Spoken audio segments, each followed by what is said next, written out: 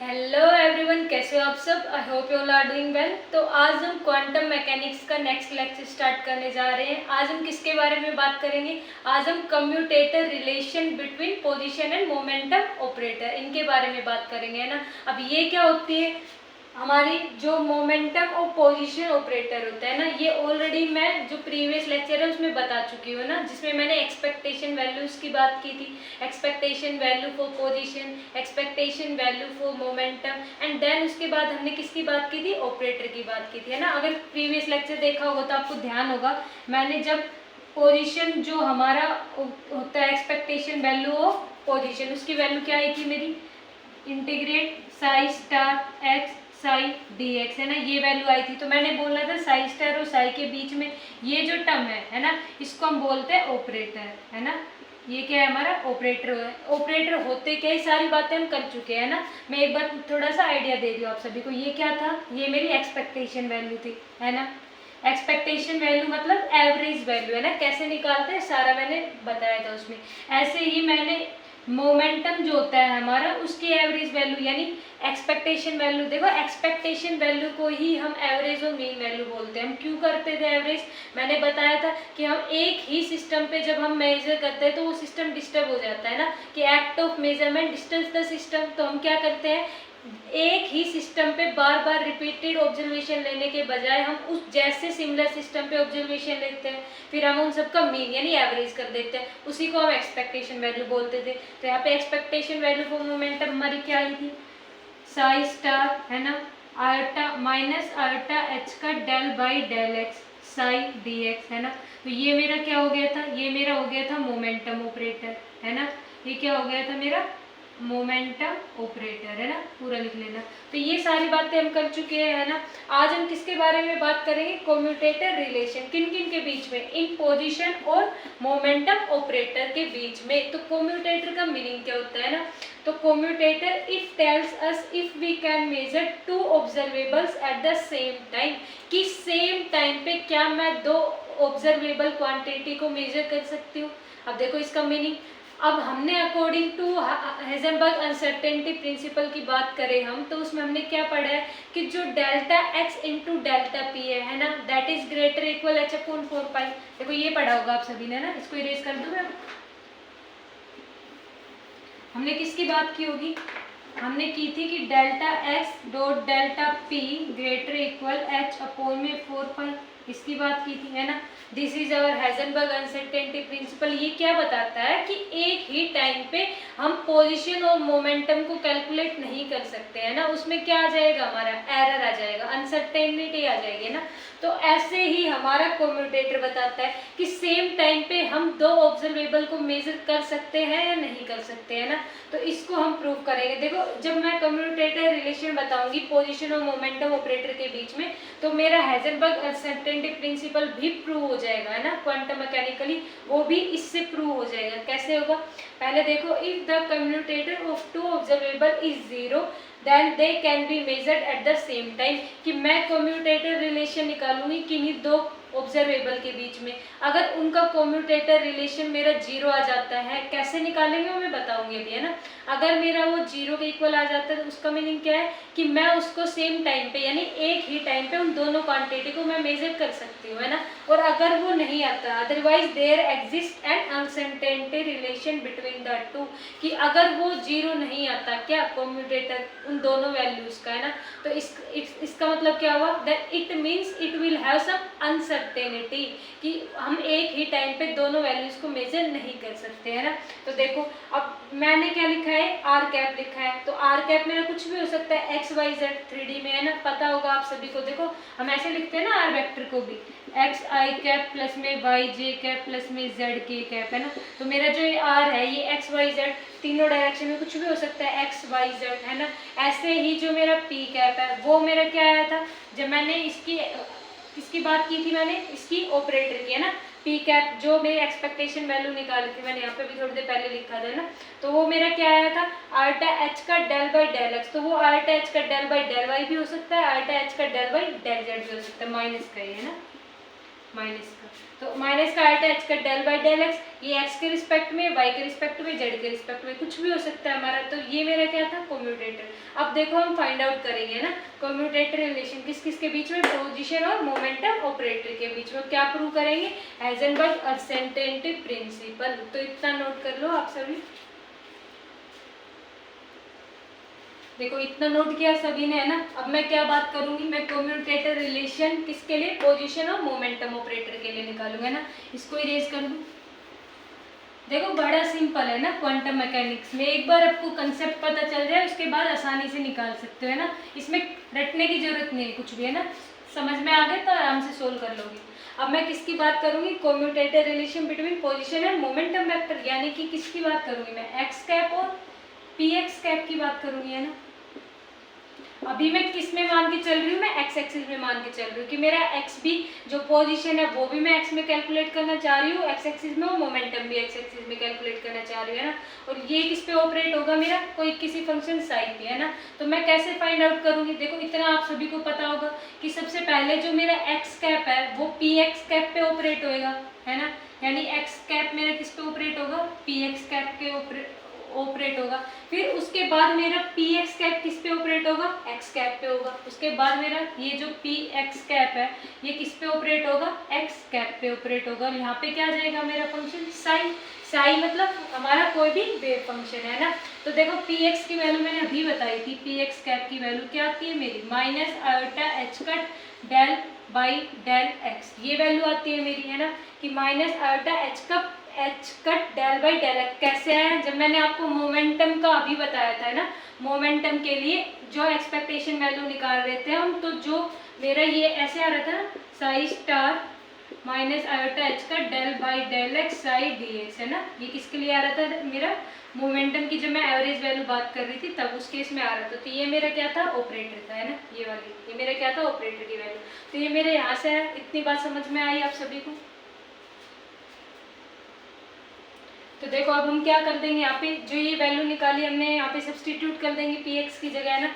तो देखो सब्सटीट्यूट करो तो क्या आएगा, x cap p x cap is equal to, देखो एक्स, ये मेरा एक्स पहले पी एक्स पे ऑपरेट होगा, फिर मेरा पी एक्स एक्स पे, माइनस साइन भी तो आएगा बीच में ना, माइनस साइन भी आता है पता होगा। तो देखो साइन, तो मैंने पी एक्स की वैल्यू लिख दी क्या, कि x cap minus iota h का डेल बाई डेल एक्स, और ये साई देखो इससे भी मल्टीप्लाई हो रहा है इससे भी हो रहा है, तो यहाँ पे क्या आ गया मेरा साई, फिर माइनस, फिर मैं किसकी वैल्यू रखूंगी, पी एक्स की, अगेन मेरी minus iota h cut del by del x, है ना। और ये एक्स मेरा किस पे ऑपरेट हो रहा है, साई पे, यानी मैं इसको ऐसे लिख दूँ एक्स साई, है ना। किसी को कोई दिक्कत नहीं होनी चाहिए। देखो अब डेल बाई डेल एक्स मेरे को डिफ्रेंशिएट करना है, पार्शियल डिफ्रेंशिएशन किसका, एक्स और साई का। मैं कैसे करूँगी, u इंटू वी, यानी प्रोडक्ट रूल अप्लाई करके, है ना। कैसे अप्लाई करते हैं, फर्स्ट फंक्शन से सेकंड का डिफ्रेंशिएशन प्लस सेकंड का डिफ्रेंशिएशन फर्स्ट फंक्शन से, है ना। आई होप सबको आता होगा। तो यहाँ पे मैं लिख दूँ x cap p x cap is equal to, देखो एक्स कैप, अब मैं यहाँ से क्या कांस्टेंट ले सकती हूँ, एक काम करो इसको ऐसे लिख लो, minus iota h cut x cap del psi by del x, है ना, ऐसे लिख सकती हूँ इसको। फिर माइनस माइनस क्या हो जाएगा मेरा, प्लस हो जाएगा, iota h cut del by del x. अब देखो मैं क्या करूँगी, पहले मैं x का क्या करूँगी, डिफ्रेंशिएशन, साई मेरा क्या रहेगा, कांस्टेंट, यानी डेल बाई डेल एक्स मैंने पहले किसका किया, x का किया, मेरा साई क्या रहा है यहाँ पे, कांस्टेंट, फिर प्लस में, है ना, वापस से।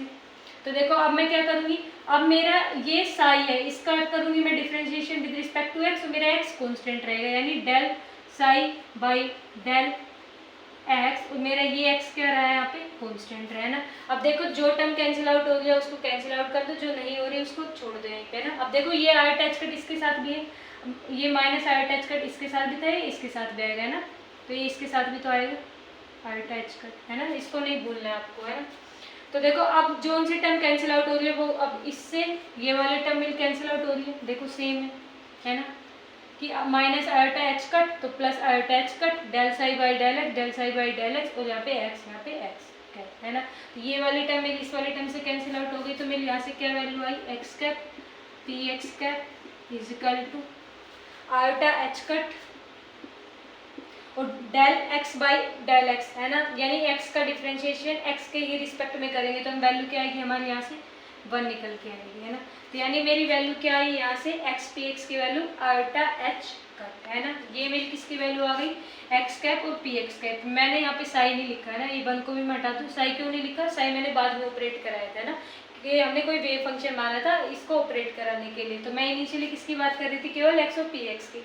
तो मेरी ये वैल्यू क्या आई आयोटा एच का है ना, that is not equal to 0 है ना। और मैंने अभी आप सभी को बताया था कि जब भी मेरे कम्यूटेटर की वैल्यू अगर 0 आ जाती है तब तो हम सेम टाइम पे 2 ऑब्जर्वेबल को मेजर कर सकते हैं। अगर 0 के इक्वल नहीं आई तो एक ही टाइम पे हम 2 क्वांटिटी को एक साथ मेजर नहीं कर सकते है ना। और यही हमारा क्या है हाइजेनबर्ग अनसर्टेनिटी प्रिंसिपल, कि एक ही टाइम पे हम x यानी पोजीशन और मोमेंटम को एक ही डायरेक्शन में, देखो x अलोंग x एक्सिस है नहीं तो उसमें हम मेजर नहीं कर सकते। तो यहाँ से मेरा क्या प्रूव हो गया कि prove Heisenberg uncertainty principal, uncertainty principle है ना। ये मेरे यहाँ से क्या हो गया प्रूव हो गया कि यहाँ पे आयोटा एच पे कुछ ना कुछ वैल्यू आई है that is not equal to 0। अगर ये 0 के इक्वल नहीं है तो हम सेम टाइम पे 2 ऑब्जर्वेबल की वैल्यू नहीं फाइंड आउट कर सकते है ना। अब देखो एक और चीज आपको पता होगा, अगर मैं ऐसे फाइंड करूँ ए कैप बी कैप तो ये मेरे किसके इक्वल होता है minus of b cap a cap की है ना। तो यानी कि अभी मैंने एक्स कैप और पी एक्स कैप की बात की है, मैं किसकी बात करूँ, यदि पी एक्स कैप और एक्स कैप की बात करूँ तो उस केस में क्या आ जाएगा मेरा माइनस ऑफ दिस आ जाएगा, यानी माइनस ऑफ आयोटा एच कर ये आ जाएगा। ये मेरा क्या था कम्यूटेटर रिलेशन किस किस के बीच में, पोजीशन एंड मोमेंटम ऑपरेटर के बीच में। हमने देखा यहाँ से हाइजेनबर्ग अनसर्टेनिटी प्रिंसिपल प्रूव कर दिया। एक चीज हो, अभी हम क्या कर रहे थे along x axis find out कर रहे थे। क्या एक बार हम अलोंग एक्स और एक को वाई यानी एक को एक्स में मान ले एक को वाई में मान ले ना, तब प्रूव करके देखे तो क्या मेरी वैल्यू 0 के इक्वल आती है या नहीं आती है ना। तो देखो उस केस में वैल्यू 0 के इक्वल आ जाएगी। क्यों आएगी, क्योंकि मैंने क्या बताया कि एक ही डायरेक्शन में हम दो चीज़ों को जो फाइंड करने की प्रोबेबिलिटी है वो मेरी अनसर्टेन आती है ना, according to Heisenberg uncertainty principle की मेरी कुछ ना कुछ सर्टेन वैल्यू वहाँ से नहीं आती है ना, कुछ ना कुछ अनसर्टेनिटी रहती है। तो अगर मैं अलग अलग डायरेक्शन में फाइंड करूँ तो क्या वैल्यू मेरी कम्यूटेटर की 0 आती है या नहीं आती, इतना नोट करो फिर वो प्रूव करते हैं। देखो नोट हो गया है ना। अब मैं किसकी बात कर लेती हूँ, एक एक्स एक्सिस के अलोंग ले लेती हूँ एक वाई एक्सिस के अलोंग ले लेती हूँ है ना। तब देखती हूँ मेरी कम्यूटेटर की वैल्यू अगर 0 के इक्वल आ गई तो इट मीन्स जो मेरे दो ऑब्जर्वेबल है वो एक टाइम पे मैं ले सकती हूँ है ना। तो मैं क्या कर रही हूँ इस बार, मैं इस एक्स कैप की जगह क्या कर रही हूँ वाई कैप है ना, इसको क्या कर रही हूँ मैं वाई कैप, यानी एक मैंने एक्स एक्सिस के अलोंग ले लिया, पोजीशन मैंने वाई के अलोंग ले ली, मोमेंटम एक्स के अलोंग ले लिया है ना। तो जहाँ जहाँ पे ये एक्स कैप है इसकी जगह मेरा क्या आ जाएगा वाई कैप है ना, यहाँ पे भी मेरा क्या आ जाएगा वाई कैप है ना। अब अगेन कुछ नहीं करना, पी एक्स की वैल्यू सब्सटीट्यूट कर दो, सेम वैसे ही है प्रोसेस है ना। वाई कैप यहाँ पे पी एक्स की वैल्यू सब्सटीट्यूट करोगे माइनस आयोटा एच का डेल बाई डेल एक्स है ना, और यहाँ पे क्या है साई आ रहा है ना, यानी साई की वैल्यू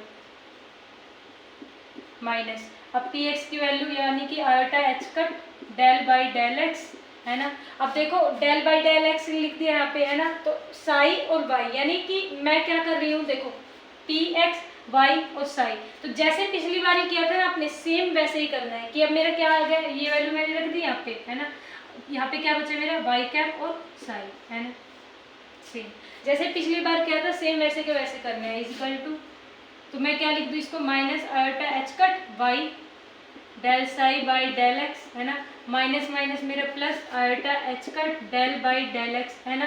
तो वही same u into v product rule से पहले y का डिफ्रेंशिएशन कर लो, साई को कांस्टेंट रहने दो, यानी y का और x ये साई मेरा कांस्टेंट है, फिर क्या आएगा मेरा प्लस है ना, फिर आयोटा एच कट, क्योंकि देखो आयोटा एच कट मेरा इसके साथ भी है और आयोटा एच कट मेरा इसके साथ भी है ना, तो iota h cut minus minus plus हो रहा है इसलिए प्लस आयोटा एच कट है ना।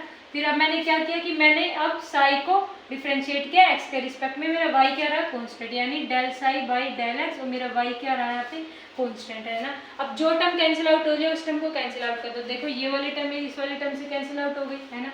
मेरे पास क्या बचा y cap p x cap है ना। इसका कम्यूटेटर रिलेशन क्या है मेरे पास, आयोटा एच का del y by del x और यहाँ पे साई। अब मुझे बताओ एक्स वाई का differentiation with respect to x कितना आएगा मेरा, 0, है ना।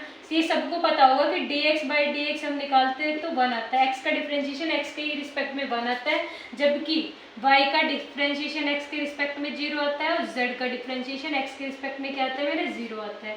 तो y का डिफ्रेंशिएशन में x के रिस्पेक्ट में करूंगी, मेरा क्या है 0, यानी y cap p x cap की मेरी क्या वैल्यू निकल के आई, 0। इट मीन्स अगर मैंने बोला था, है ना, इसकी स्टेटमेंट ही यही बोलते हैं कम्यूटेटर की कि अगर मेरी कम्यूटेटर की वैल्यू 0 के इक्वल आ जाती है तो it mean the two observable quantities can be measure at the same time. तो मैं वाई एक्सिस के अलोंग पोजीशन को और एक्स एक्सिस के अलोंग मोमेंटम को मेजर कर सकती हूँ, है ना। यानी कि मेरे यहाँ से भी क्या प्रूव हो गया, हाइजेनबर्ग अनसर्टेनिटी प्रिंसिपल। वो क्या बोलता था कि सेम एक्सिस में, देखो अभी मैंने निकाला था तो मेरी क्या वैल्यू आई थी, एक्स कैप और पी एक्स कैप की वैल्यू, है ना, वो मेरी क्या आई थी, आयोटा एच कट के equal that is not equal to 0, यानी एक्स एक्सिस के ही अलोंग, एक ही एक्सिस में मैं पोजीशन और मोमेंटम दोनों को एक साथ एक टाइम पे कैसे मेजर कर सकती हूँ, कुछ, क्योंकि देखो पोजीशन उसकी चेंज होती रहेगी ना टाइम के रिस्पेक्ट में, कुछ ना कुछ उसकी वेलोसिटी चेंज होती रहेगी। तो मोमेंटम क्या होता है, product of mass into velocity, तो ये तो मेरे कांस्टेंट रहेगा ही नहीं, यानी एक को मैं फाइंड आउट करूंगी तो दूसरे में कुछ ना कुछ चेंज आ जाएगा एक एक्सिस में, तो यानी कि वो उसको हम फाइंड आउट नहीं कर सकते। जबकि मैं अगर वाई एक्सिस में मोमेंटम, सॉरी वाई एक्सिस में पोजीशन फाइंड करूँ और एक्स एक्सिस में मोमेंटम या इसका अपोजिट वाइस वर्सा, है ना, तो उस केस में मैं फाइंड आउट कर सकती हूँ। तो ये मेरा क्या था, commutator relation between position and momentum operators. तो please share and subscribe my channel. Thank you for watching my videos.